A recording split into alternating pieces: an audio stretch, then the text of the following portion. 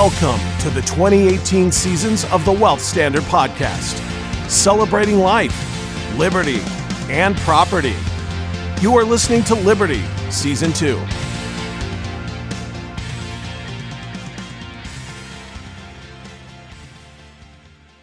Hi, everyone. Welcome to the Wealth Standard Podcast, and we are on episode 3 of the second season of 2018, where we are discussing the principle of liberty. And I don't know why you weren't the first guest, because your entire life is based around this principle from what I perceive as an outsider. But my guest is no stranger to the show. It's Connor Boyack. He's the president of Libertas Institute, and he's the author of several books. And I can't wait to dive into to this today. It's gonna be awesome. Thanks for having me. Yeah, but before we get started, make sure you go listen to the first season. The first season was awesome, where we talked about life, that you're your greatest asset, and the narrative and discussion revolved around that, of how to improve yourself, how to be more valuable to other people, and so it's complete. It's all done. If you want to go binge, listen to it, then I definitely encourage you to do that. Also visit the website, which is brand new. It's thewealthstandard.com. All right, Connor, let's get into it, man. I mean, this is a topic that I know is this kind of internal passion of yours. Yeah. And you have done so much as far as moving the liberty process into the lives of people. And I think the stamp of I would say a milestone of success is Ron Paul. I was talking to him several months ago, and I brought up your name, and his eyes lit up. It was like he was it was later at night, and he was like, "Oh man, I need to go." It looked like he was wanting to go to bed, wanted to call it early, and I brought up your name, and it was like this. He was invigorated with this another 45 minutes of discussion. So I think that right there says a tremendous amount about it's very humbling. What you are, what you're doing, and what your organization's mission is, and what you've accomplished. So let's just maybe start there with telling us about what you do and why you decided to do that, and then we'll go from there. So we have kind of a split focus, right? So here in Utah, where both of our organizations are based, we work on changing policy or laws at the state and local level. And so we're a think tank, right? We're a policy institute. We sit around trying to dream up ways that we can get public support and support by elected officials to change the laws in favor of freedom. But the process that goes into that is not confined for our state. I always say that we change hearts, minds, and laws. And that's something that applies, of course, everywhere, right? It's not confined to the boundaries of Utah. And so a lot of what we do, like with the books that you mentioned, is far beyond Utah. And so we're trying to change hearts and minds. We're trying to educate people about the principles of liberty. And so that has a reach beyond our state. So we're really in the business of just educating people. And a lot of it is reminding people of the things they already believe in. As we're going to get into today, talking about liberty, oftentimes we don't have to persuade people to believe in the principle. We have to show them why why our application of that principle is the right one. So, hey, you already say you believe in limited government, or you believe in free markets, but hey, look at this Tesla issue, or look at Uber, or whatever. We just have to get them to align their positions or their policies based on the principles that a lot of people already believe in. But it's really just an education process at the end of the day. But so what have you seen in regards to the difficulty? Because this is at least what I've seen. The difficulty of people connecting the dots to what they personally believe, because I totally agree with you. Yeah. To the actual execution of that principle, because you're talking about laws, and you're talking about legislature for this and legislature for that, creating a law to curb this or creating a law to prevent that. Yeah. People, from what I've seen, it's a difficult connection to, okay, here are the principles of liberty, here are laws. How did you? What is your take on? What's your take on that? There's a great quote by Thomas Jefferson about this, where he says that I would. I'm going to butcher this now that I'm trying to shoot from the hip, but he says, "I'd rather." He says the tempestuous sea of liberty, right? Like I'd rather be in the tempestuous sea of liberty rather than confined in. I'm going to have to Go look it up. But he's basically saying, like, look, if we want to be comfortable and taken care of and protected, the chains of despotism, I think is what he's talking about. So he'd rather live on the tempestuous sea of liberty than suffer the chains of despotism, because a lot of people are very comfortable controlling other people. So think of, like, in your neighborhood, and no one wants a pink garage, right? Or no one wants that one neighbor to have weeds or their garbage bins that they don't take in 2 days a week. We want to control other people to conform with our standard. And so on the one side we have this duality. On the one side we have this desire to control others to conform to a standard we want, but then on the other side we don't want others to control us. If there's that one issue, like, hey, I just want to install a shed in my backyard, right? And if your neighbors want to wield power over you and say, well, no, we're not going to allow you to do that through our city ordinances, you're not allowed to do that, you then run into an issue where you don't want other people controlling you. So honestly, to get at your specific question, how you combat that duality, how you get people to be more willing to navigate those tempestuous seas of liberty where there is instability. Like, everyone thinks that when we talk about liberty, we're talking about utopia and everything will be great. It's not. No, like, there will be bad people doing bad things. The question is, how can we deal with them in the most narrow way possible and restrain bad actors and bad actions, rather than restraining the consciences and the actions of peaceful people, right? Right now, when they say, let's say in your community, short-term rentals are banned, right? Because there's that one frat house that was throwing parties. Like, how about we go after the frat house and the party and the noise and the nuisance? The core of the problem. Yeah. Right, rather than just banning all these other peaceful people who would be hard. So at the end of the day, the way we educate people about liberty and the way we get them to be consistent in applying the principle to the action is, I think, through empathy and the golden rule. So a lot of what we find ourselves doing is getting people to imagine, using storytelling to say, look, imagine if you were in this person's shoes, or imagine a scenario where you would want to do something on your property and the city ordinances wouldn't allow you. Wouldn't you consider that unjust? Hey, don't you think it's horrible that child services can come in and take your children away if you're using, a CBD cannabis oil to relieve your back pain? Like, how in the world is that okay? Oh, hey, here's these stories where that's happened. Isn't this wrong? So we're trying to get people to envision through storytelling that if this happened to them, put yourself in other people's shoes to whom it is happening. And if it happened to you, you wouldn't like it. So don't be party to doing it to other people when you yourself wouldn't like to do it. So it's an invitation to consider the effect on themselves, even though for a lot of these people, they've never been on the defending end, of an action against the government.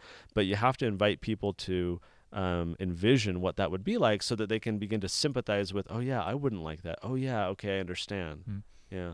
Well, I'll summarize that, and then I have another question regarding laws and influence that people have on legislation. Yeah. But I would say, the core of an individual, the whole heart idea, it's hard to change, right? Especially because it's been conditioned since since we're a day old, right? We basically have conditioning by parents, conditioning by society, conditioning by schools, and we become this person in our core. Our heart is kind of driven by that. And even though I think people do understand the principles of liberty, I think you're right, where people want this utopia. They want to feel protected. They want no killings. They don't want any robberies. They don't want anything that is in conflict with harmony and peace and so forth. Yeah. And I would say the thing that connected to me is that since the beginning of time, that has always been humanity, right? And that's a fact of life. And maybe I'm totally wrong, but a fact of life, right? And it really comes down to when you do try to control it so that there is peace and harmony and utopia, okay, you have so many unintended consequences that actually make it worse than the tempestuous, whatever that word is. Tempestuous, I think. Have you ever used that in a sentence? I've used it in a book, not in a verbal sentence, no.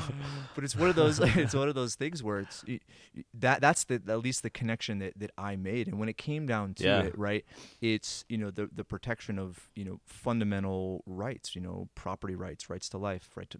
So anyway, it's like one of those.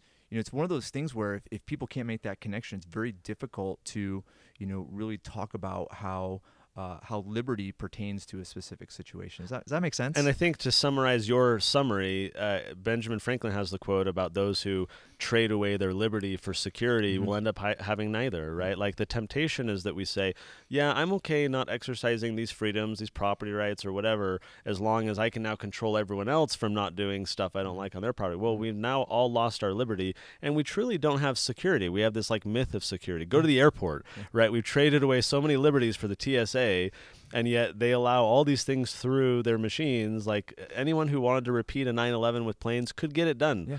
You know, my dad specifically has this one knife that he's gone through the airport time and time and time again. They've never caught, right? And so we've traded away all these liberties for this security theater, right? And now we have neither. We don't really have security. We don't have liberty. And so I think that's the consequence. If people aren't aware of their liberties and willing to exercise them and protect them, we end up losing them. And then we have this like superficial security that might make us feel good, but isn't really actually helping. Interesting. Well, to summarize your summary of my, I'm just kidding. So the other question I wanted to ask you was, when it comes to, us being able to have influence over the legislative process, and influence over how a law is either passed or repealed or modified.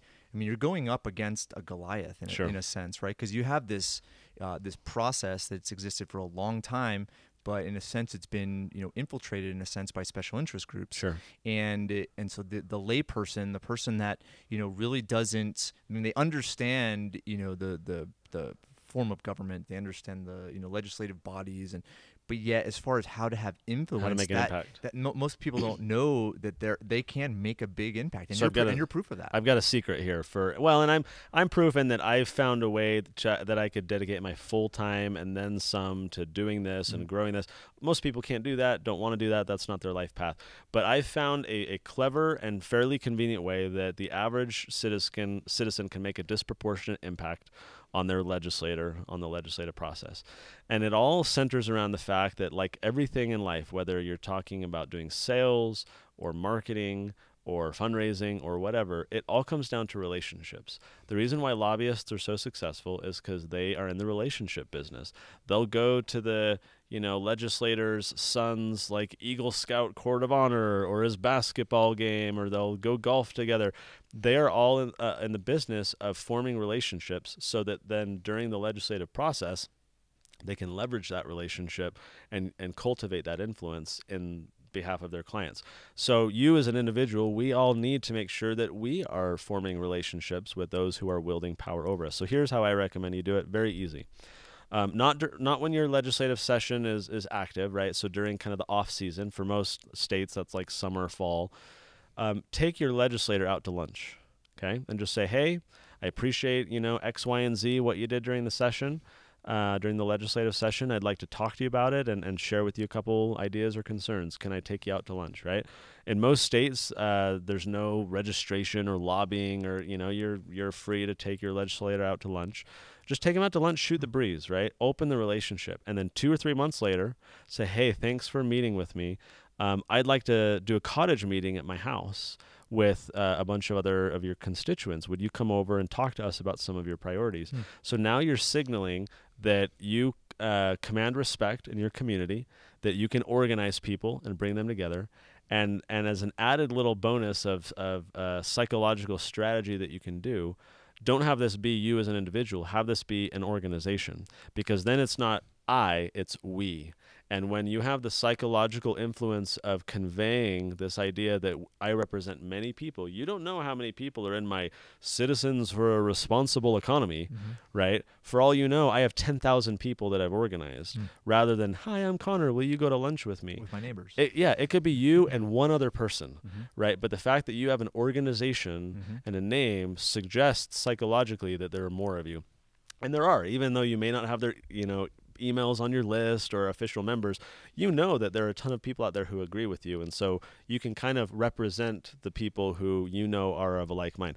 And so you take them out to lunch, you do a cottage meeting. Politicians love to, talk to people and interact with their constituents. then you can leverage that during a legislative session. That person will know who you are. They know that you command respect. They know that you have influence, and you have a little bit of a relationship that you're then able to leverage to say, hey, I'd really appreciate it if you do this. You're going to have an outsized influence far beyond the average constituent whose name they don't know, who they've never met, who came to that one town hall. You need to find a way to build a relationship, and that small investment of time can have a disproportionately large impact when you want to make a request or say you need to vote this way, or hey, will you run this bill for me? You need to get a relationship, and for those with limited time, that's a fairly effective way to do it. I would say that's a very difficult process for most, right? That to go through all of those steps, right? To have interest, and so that's good that you walk through those steps because, yeah, I mean, I remember it was I know you don't like Orrin Hatch, but it was Orrin Hatch's office. This was years and years ago when I was getting married, and some of my wife's family was in Mexico, right? And they didn't have, like, their visas expired or whatever. Sure. And so they wanted to come over to Arizona just to come to the wedding, and so, you know, I called Hatch's office, and you know, he put me in touch with this person. Well, not him, but his aides put me in touch with this person, and they made it happen. Like a 3-day, like, temporary type of visa. Sure. So I look at the influence that the normal person can have, and it's totally there. It's just a person taking that first step is another thing, right? Right. All right. So instead of going down that path, I want to ask you a question regarding you actually doing this and forming an organization where you've dedicated, I would assume, may not be full time to you, but it's full time to the average person. What's driving that? Like, why do you believe so strongly in the cause that has compelled you to go up against extreme adversity? I remember I was at Freedom Fest. I think this was the first time we met, Freedom Fest, a number of years ago, and you did this debate, and the guy was just like ripping you apart, and I was like, like, man, and you were so calm. I forgot you were there for that. Yeah, you were so calm, and I was like, how is he like able to respond without like ripping that guy's head off? Oh yeah. But so you've gone up against, you know, I'm not sure of a word that's beyond adversity, but you've gone up against a tremendous amount of adversity to get your cause out. What is that driving force behind it? That's an interesting question. So I'm going to try and answer it this way. I think a lot of people have tunnel vision, right? We have those narrow few things that we focus on. We've got our work, we've got our family, we've got our church, community, you know, whatever engagements. And beyond that, we try and close off our heart. We try and close off our mind to the extent we can. Obviously, we're getting bombarded with news updates and push notifications, but for our energy, for our attention, for our emotions, I think we wall ourselves off because it would be very easy to get overloaded and saturated with, there's so many causes to care about, right? And so we have to kind of wall things off. And that's understandable. I think that's just a function of the world we live in, right? So I don't say that disparagingly, but I think that's a symptom of it, right?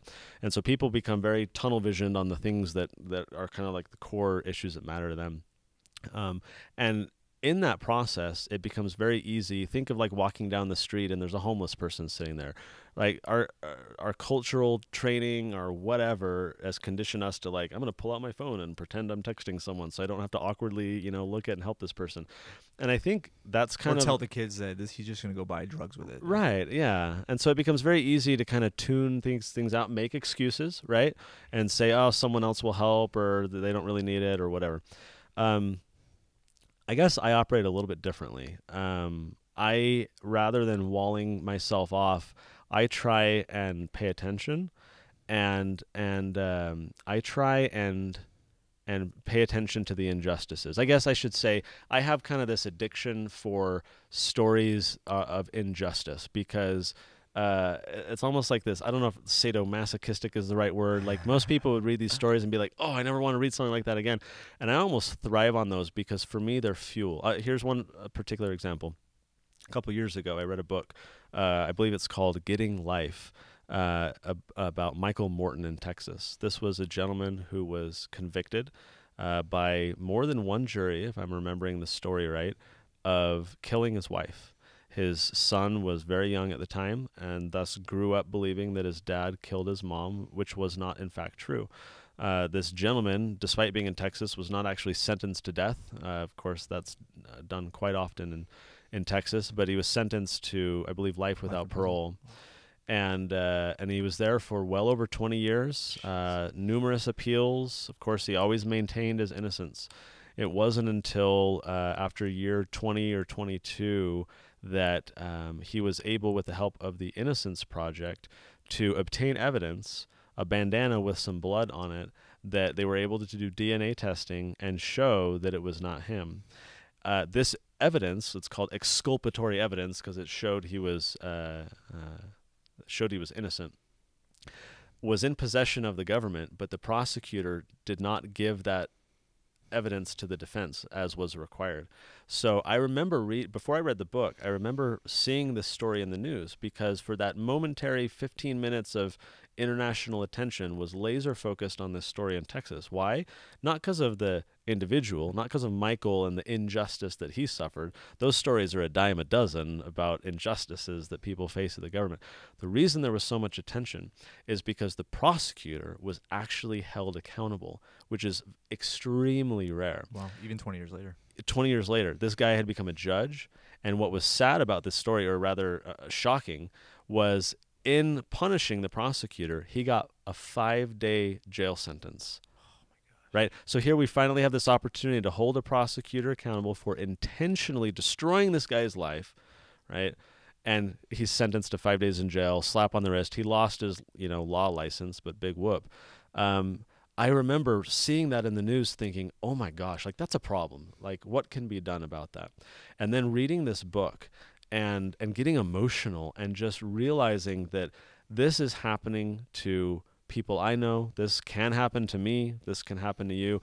I read these stories and I see them as fuel to say, like, I can do something about this. The first activism project I ever did, I believe this was the first, was, oddly enough, this also happened in Texas. This was the raid on the Yearning for Zion polygamous community that was down there. They're the FLDS community. And, I myself am Mormon, but the main church does not practice, polygamy or anything anymore. So these guys are kind of like the awkward, like, 10th cousin at the family reunion that are off doing this weird stuff. So I don't know these people. I don't have any sympathies for them or whatever, but they had this instance in which someone anonymously reported a tip of abuse, which was incorrect. That tip led the authorities to swoop in almost Waco style, armored vehicles, snipers, guns, everything. They separate all these families. They remove 400 kids. They place them into the welfare system. Like, this was a horrible, horrible event. And I remember thinking to myself, someone needs to do something about this. I was a blogger. I was a web developer. Like, I didn't know what I was doing, but I said, hey, I'll start an online petition, right? Like, that's something. And this was, well over a decade ago when that thing wasn't done as often. That got a bunch of news, which led to attention from elected officials. And then I had reporters calling me. And I thought, just the mere fact of like doing a little something made an impact. It made a difference. It changed the conversation.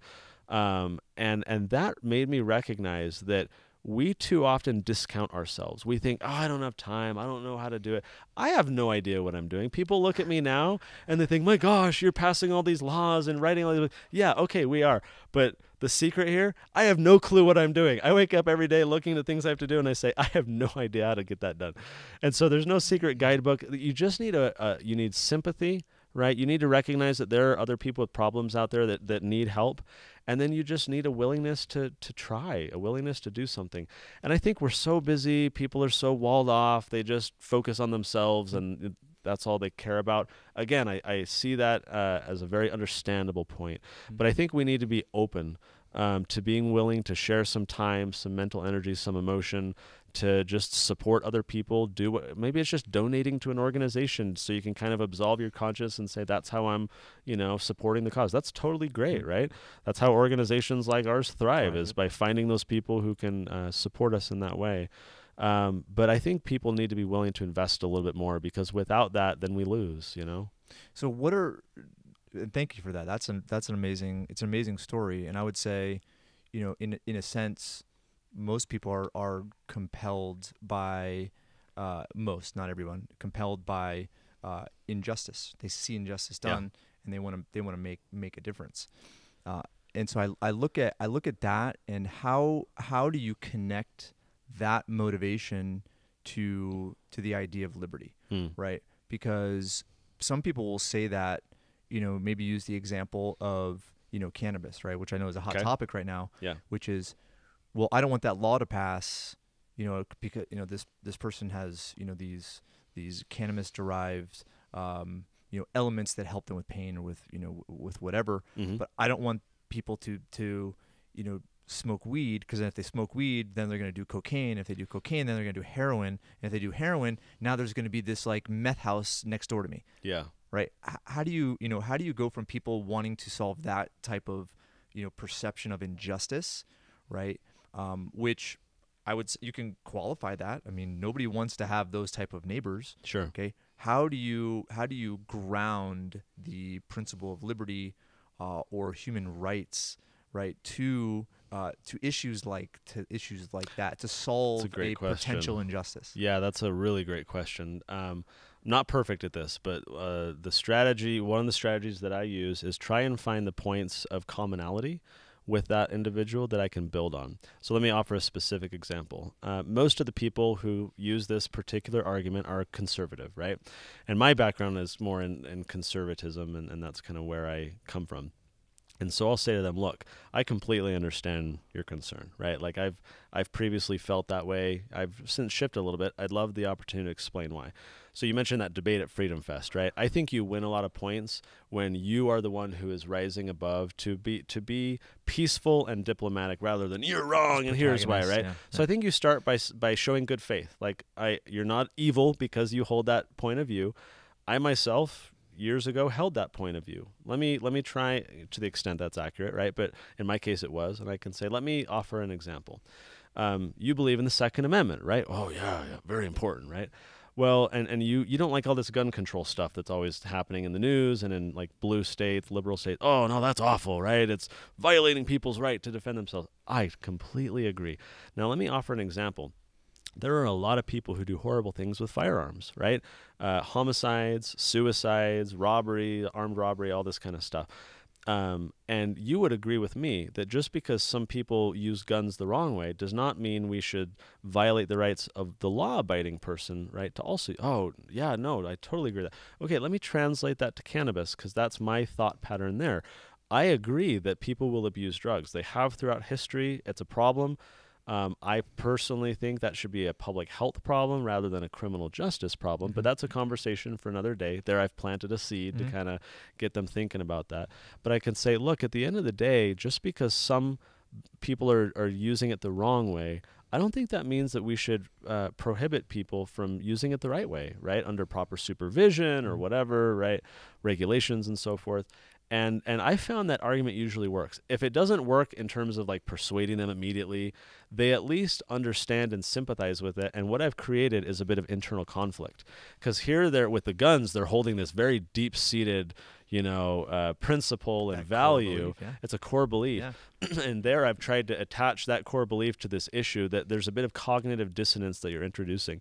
And even if there's not resolution immediately in the conversation, you're going to send them away thinking about it quite a bit, and chances are they're going to come back and like, okay, I get your point. I still don't like it, but I'm not going to pose it anymore. Yep. Yeah. I've been reading. Have you ever read any of Ryan Holiday's books? No, I haven't. Yeah. So he wrote a book called "Ego is the Enemy." It's really good. It's very. He kind of got off on this like this stoic thing a number of years ago, and has written a couple books on it. And he, amongst the other amazing quotes in this book, he talks about the ego can't see two sides of an issue. They can only see one issue, right? And I would say, as most individuals go into something that they hold as a core belief, right, they're going to defend that. Sure. And ego is going to set in, and there's no way in which they're going to hear the other side, especially when there's a protagonist approach to it. And I think that's where you see a lot of biting, right, in the political sphere, where you have two opposing views. So the way in which you've come about it by empathy and sympathy. I mean, that was the way in which you handled that debate in Vegas, where it was, if you just came at him like guns a-blazing, nothing would have happened. And a lot of people would have gotten upset on both sides, and nobody would have walked away with by learning anything, which is the purpose of the debate in the first For place. sure, yeah. There's what you just said reminded me of in Made to Stick by Chip and Dan Heath. They talk about the brain psychology of influence, and in there they talk about how if you try and argue a point, the other individual inherently and immediately feels like they need to defend against that point. If you're trying to convince someone they're wrong or that you're right, they're engaging the portion of their brain that is going to start trying to figure out how to win, right? The very rational center of their brain. And then, of course, on the flip side, they talk about this a bit, but in other books, especially influenced by Robert Cialdini and others, they talk about the power of storytelling. And so this is on the cannabis issue. This is what we've done and what we're trying to do on other issues as well. The difference being that rather than engaging the rational center of their brain to fight you, when you invite someone into a story, you're basically circumventing the rational center of their brain, and you're allowing them to participate, and you lead them along. You think of the suspension of disbelief as a term that we often hear. If you go into a movie, it's this like comic movie. Of course, it's all fake, right? But you're suspending your disbelief because it's a fun ride, and I'm just going to go along with it. And when you use storytelling, you're allowing the person to suspend their disbelief, not engage you, in opposition, but like, hey, set aside everything you think.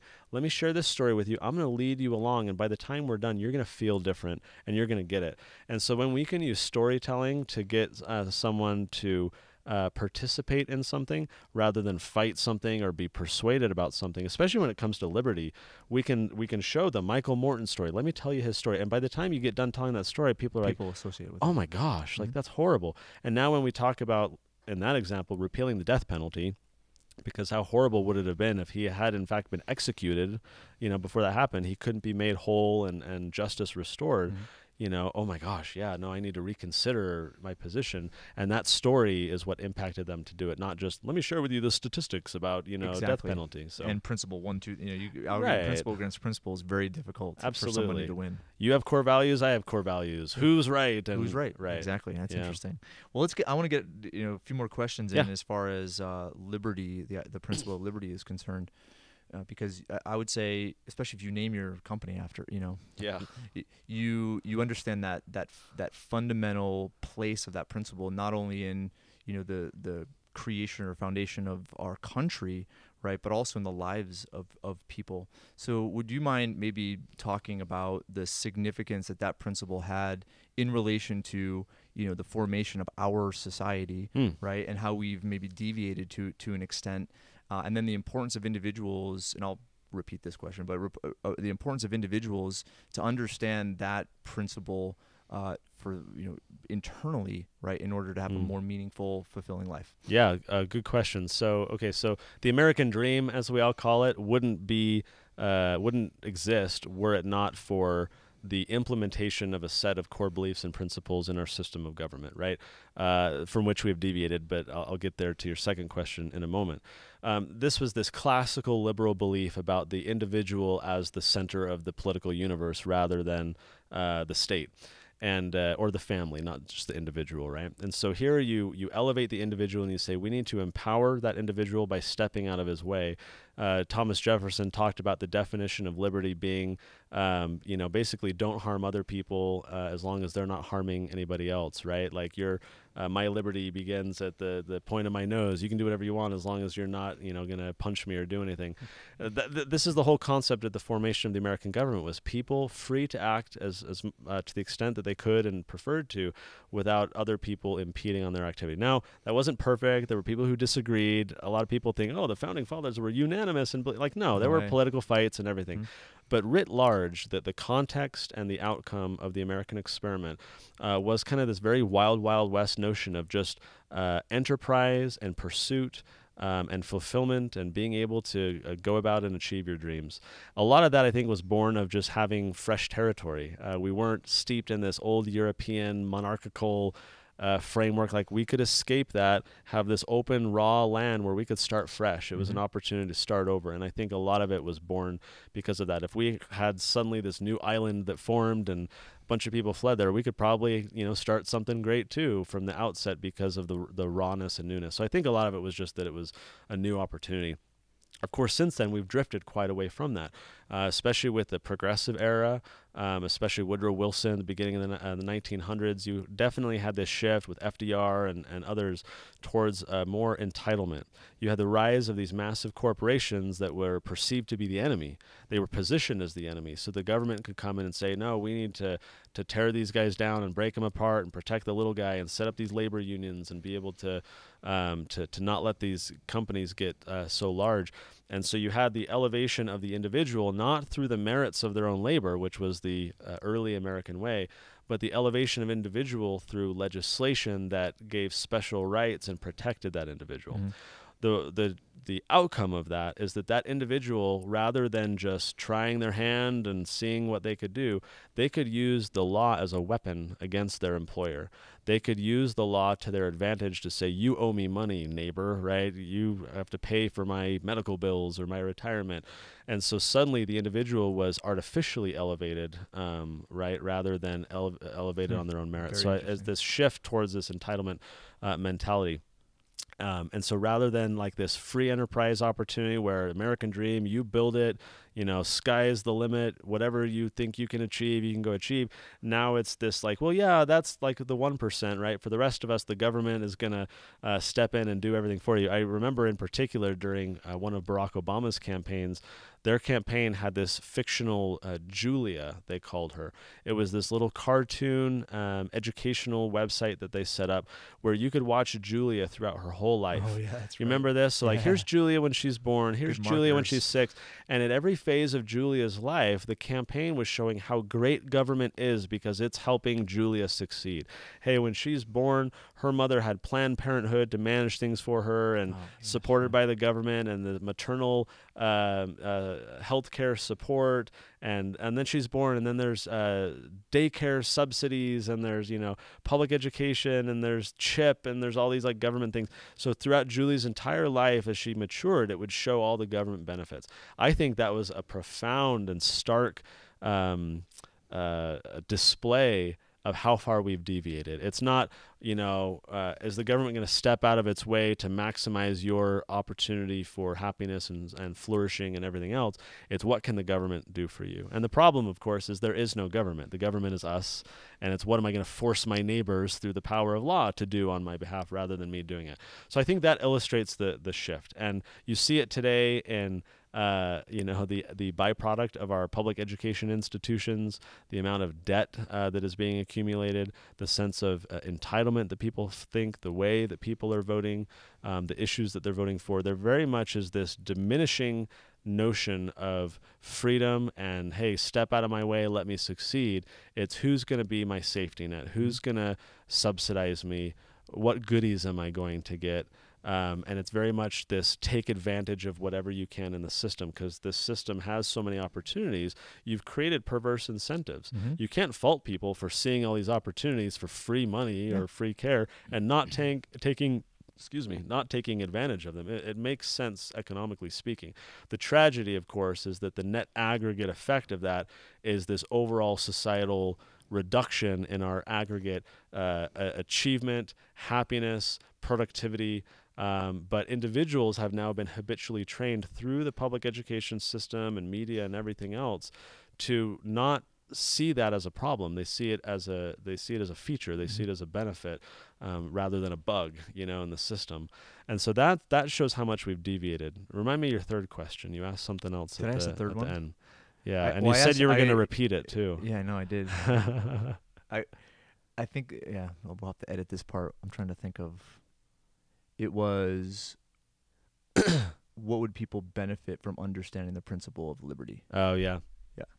So we can talk about this in the aggregate about what it's done to society before and after. I think the more interesting and important thing is what can it do for you and I? Mm-hmm. The greatest thing that I've seen is when people make that educational discovery about these principles, which is unfortunate, first of all, that they have to discover them because they're really not taught in public schools. This stuff is not emphasized. Mm-hmm. You have to just find them on your own through trusted mentors and books and resources, unfortunately.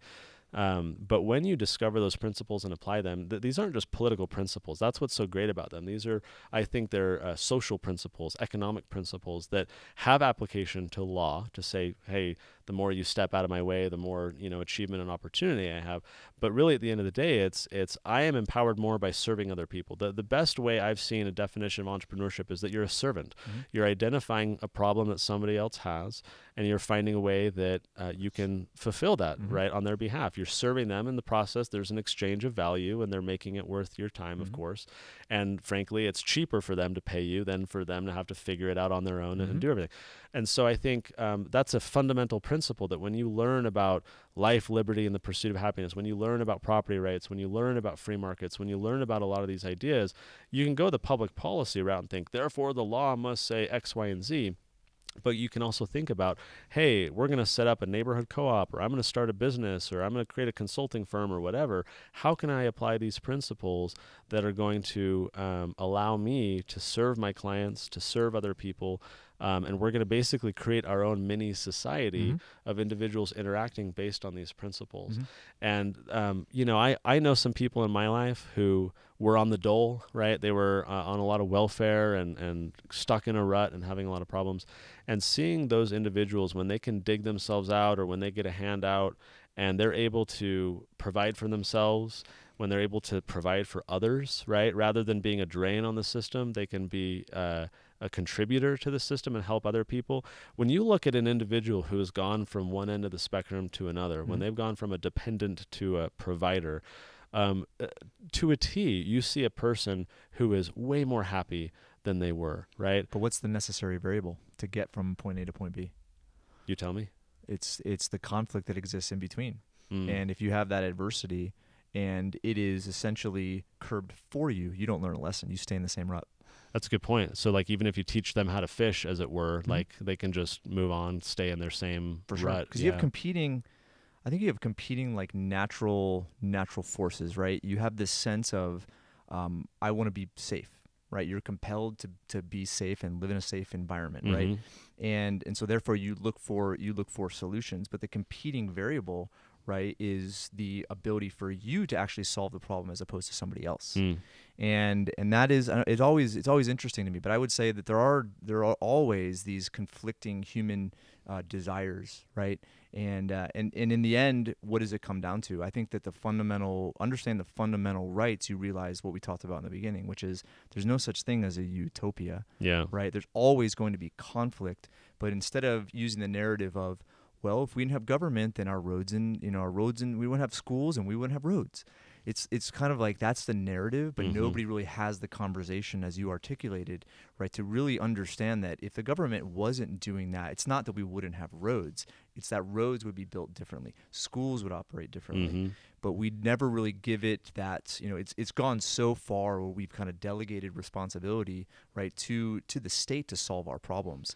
And I understand why, man. I mean, you go back to, the Pilgrims, right? They came to the U.S.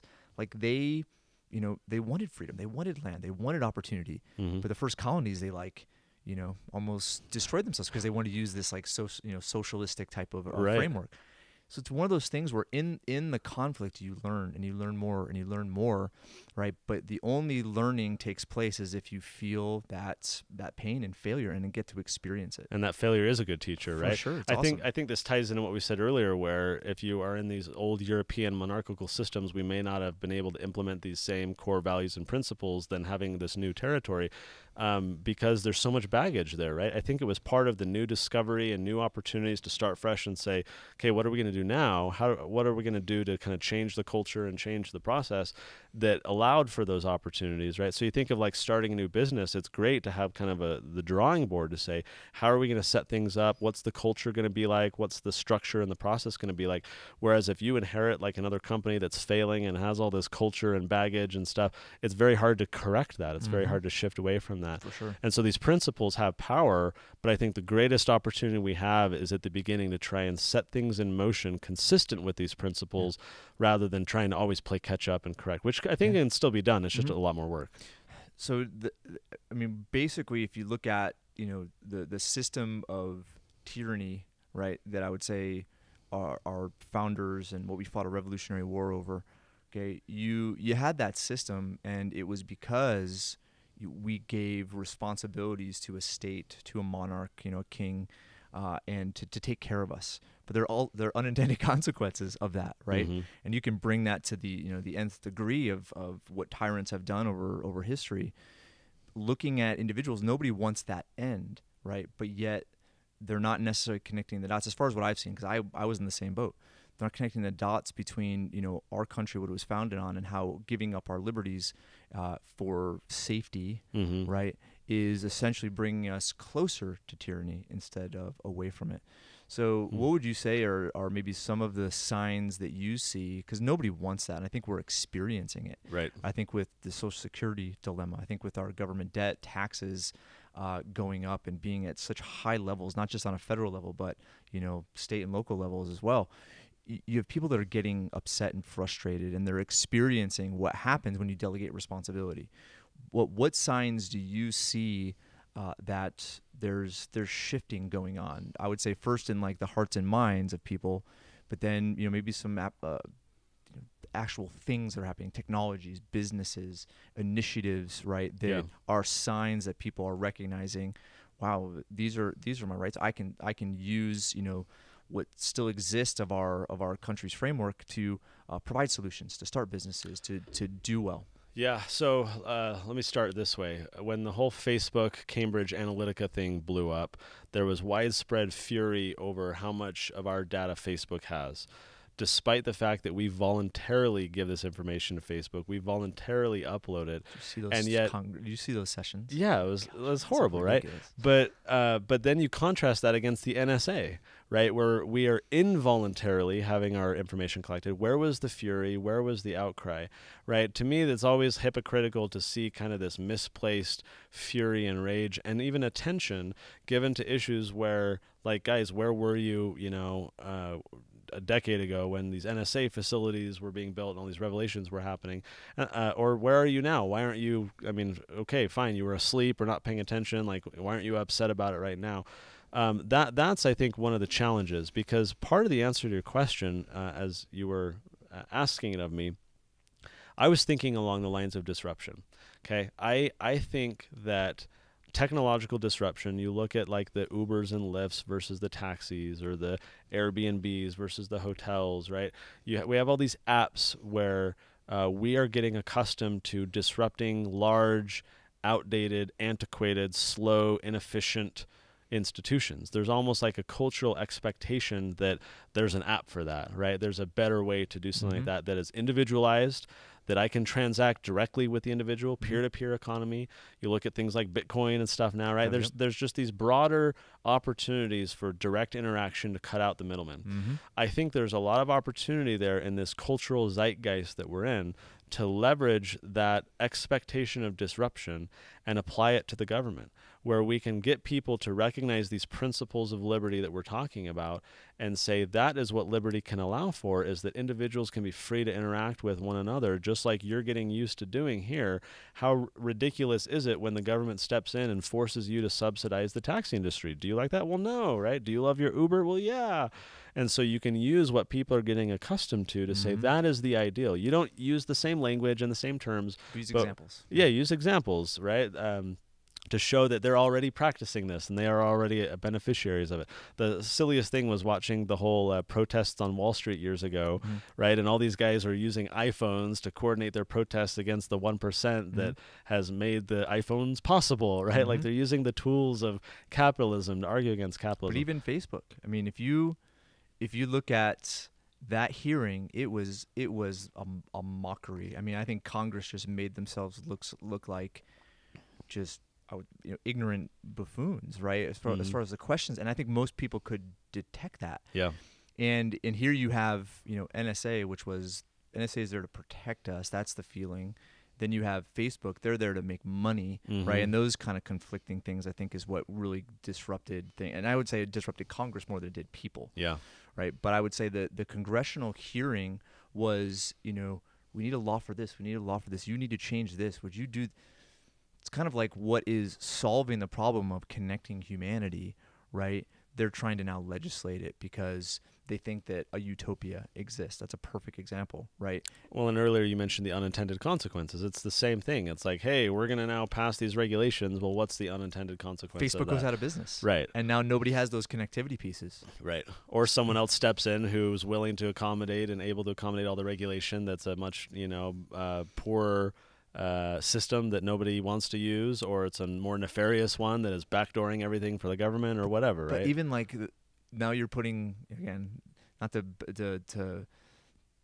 beat a dead horse with this point, but you have congressmen who don't understand anything about Facebook and what it does, its business model, but yet they're the ones that are making laws, to protect people against it. It's just, anyway, it's a very kind of like, Atlas Shruggish type of, society that there's evidence that it's happening in a lot of different industries and capacities. And so it's interesting, but again, we've always been humanity has always fought this cycle over and over and over again. I'm glad you said that, because one of the points I failed to bring up earlier that I've been thinking of is one of the challenges that we have is the ignorance challenge, right? Because we know that those who don't learn from the past are condemned to repeat it. So many of the problems that we face now that pertain to liberty, political, economic, or whatever, have already been played out before. We know how these things work, and even though we can say unintended consequences, that they are consequences, and sure, they're unintended, but we've seen the same consequences play out time and time again. Therefore, from kind of this more Austrian economic liberty-based view, we can fairly reliably predict the outcome. We don't know when, right? It could be 2 years, 20 years, whatever. But history is cyclical, and a lot of these same problems we've had before. And so from a liberty standpoint, it's almost more compassionate. And what I mean by that is we're trying to say, we know what happens if we set up society this way. Like, we can't perpetuate this and maintain this long term. And so how about we try and avoid being like Rome, and we try and avoid being like these societies that have gone down this path. We can say, let's set it up like the early American experiment that allowed for the maximum prosperity and flourishing the world has ever seen. Let's get back to that as the greatest predictor of future success and try and remain as faithful and consistent to that as possible. And it's more compassionate because you're trying to spare people from the inevitable collapse and heartache and frustration and everything else that's going to ensue when a bubble bursts or a bank run happens or a currency hyperinflates or whatever. And so a lot of people are just trying to live in the moment and enjoy the excess and the bubble, right? The benefits of the bubble. And those of us who are perceived, I think, sometimes to be pessimistic by always being so critical about what's happening, we're not saying don't enjoy life. We're just saying we're concerned about the long-term outcomes. And so I always try and position liberty as being a compassionate thing. You mentioned Ron Paul at the beginning. He was nicknamed Dr. No, right? Because in Congress, he was always saying no to this, no to that. And what I liked is during one of his presidential campaigns, he flipped it. And I think this was genius. It's not that you're saying no to X, Y, and Z. You're saying yes to the alternatives, right? It needs to be framed in a positive light. If all we are is critical all of the time, we're not going to endear other people to us. We're not going to persuade people. We're going to look like a Debbie Downer and like we don't have solutions for anything. We just, I don't like that. Get off my lawn, right? Whereas if we say, look, there's a better way, and here's a different idea, and here's something I could support, and hey, I'd be willing to do this with you, right? Like I've told people during, the whole like Chick-fil-A LGBT protests or whatever, I said, look, if you guys would avoid using government and just go protest instead, I might go there with you. I might object to some of the stuff. Let's use the market and let's, protest the right way. We have to be willing to say yes to the right things and not just no to the wrong things. And I think that's how we sell liberty. I think that's how we bring other people to our cause, because we're in the business of trying to help people learn about these principles. We need to sell them on the vision. We need to sell them on how these things could actually look if implemented. We need to show them a path forward rather than saying, oh, the path you're on is wrong or that path is bad. We need to show them the other way. The other way. Yep. Yeah. All right. Well, we could probably keep going for a couple more hours, but this has been intellectually stimulating. Yeah. Connor, I always love chatting with you. Well, I love you have a business is based on just I would say a word that is become cliche, right? And the idea of liberty, the idea of freedom, it's something that we use in our vernacular, but yet the fundamental principle is not very well understood by people. And I think if there was focus there, then people would start to look at, the circumstances of life and potentially have different opinions and make more informed decisions. Yeah. Well, how can people follow you? I mean, you've been on here before. We've promoted. You do an amazing job. You practice what you preach on a political level, but you also have your books that you tell the story of simple foundational principles that are written for children. So how can people get a hold of you? How can they learn more about you? So if you want to learn more about our work, as I said, there are organizations like ours in other states. So that's libertasutah.org. If you're curious to find the organization like ours in your state, you can go to spn.org. That stands for State Policy Network. And then you can look on a map and say, show me the organization in my state. Maybe you want to work with them, support them, reach out to them or whatever. Cool. And then the books are TuttleTwins.com. You can use the coupon 40, the word FORTY, to get 40% off, which is a deal we're doing right now. These are for kids age about 5 to 11. The sneaky thing here is we're educating a ton of adults along the way too, who are never going to pick up these like big, thick economic treatises. But hey, it's a kid's book. We can read it together. And we get parents all the time being like, oh my gosh, I learned more than from these books than in college. Like it makes sense. Makes me think that all of our college textbooks should have like illustrations and for sure, it would make digesting a lot of that information a lot better. But that's TuttleTwins.com, and we're having a ton of fun educating a whole lot of people. I bet. And also on the show notes, we'll have everything. If you weren't able to write any of that down, go to our show notes, thewellstandard.com, and we'll have all of those links so you guys can follow and learn from Connor. All right, everyone. Thanks for joining us. Thank you, Connor. Thank you. Appreciate it. Thank you for joining us as the Wealth Standard Podcast spends all of 2018 celebrating life, liberty, and property. Be sure to leave us a review on iTunes, and we'll see you on the next one.